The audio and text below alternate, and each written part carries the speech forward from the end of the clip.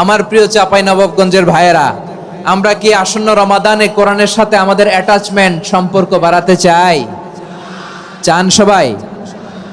আপনি কি জানেন কোরআন নিয়ে কোন ফেরেশতা পৃথিবীতে এসেছিল? জানেন ফেরেশতার নাম কি বলেন তো? জিবরিল আলাইহিস সালাম। একটু খেয়াল করে শুনেন, কান দুটো খরগোশের কানের মতো খাড়া করে আমার দিকে তাকান।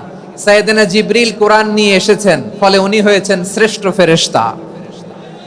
বিশ্ব নবীর উপর কোরআন নাজিল হয়েছে, তাই তিনি হয়েছেন শ্রেষ্ঠ নবী। রমাদানে কোরআন নাজিল হয়েছে, তাই রমাদান হয়েছে শ্রেষ্ঠ মাস। কদরের রাতে কোরআন নাজিল হয়েছে, তাই কদর হয়েছে শ্রেষ্ঠ রাত।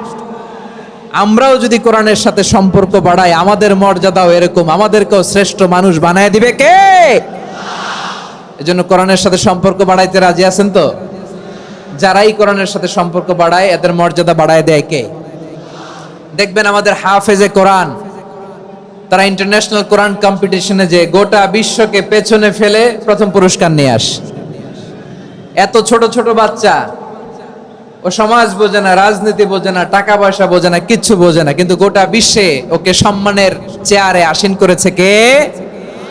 এই কোরআনের সাথে লাগলে আল্লাহ তাআলা সম্মান বাড়িয়ে দেয়। আমার প্রিয় ভাইয়েরা, আসুন আমরা শুরুতেই, আলোচনার শুরুতেই শপথ নেই যে আসন্ন রমাদানে আমরা কোরআনের সাথে নিজেদের সম্পর্ককে মজবুত করব ইনশাআল্লাহ। সবাই বলুন ইনশাআল্লাহ। শাবান মাস আসলে, রজব মাস আসলে সাহাবারা কি করতেন? আসুন আমরা দেখি কিভাবে তারা রমাদানকে ওয়েলকাম জানাতেন। রজব শাবান আসলেই ওনারা রমাদান পর্যন্ত পৌঁছার আকুতি, আগ্রহ আর ফরিয়াদ আল্লাহর কাছে জানাতেন আর বলতেন, ইয়া আল্লাহ, রমজান পর্যন্ত আমাদের হায়াত বাড়িয়ে দাও। আল্লাহুম্মা বাল্লিগনা রমাদান, আল্লাহ তুমি রমজান পর্যন্ত আমাদের পৌঁছে দাও। আল্লাহুম্মা বারিক লানা ফি রজব ওয়া শাবান ওয়া বাল্লিগনা রমাদান, আল্লাহ রজব শাবানে বরকত দাও, আল্লাহ রমজান পর্যন্ত তুমি আমাদেরকে পৌঁছে দাও। আওয়াজ করে পড়েন আমিন।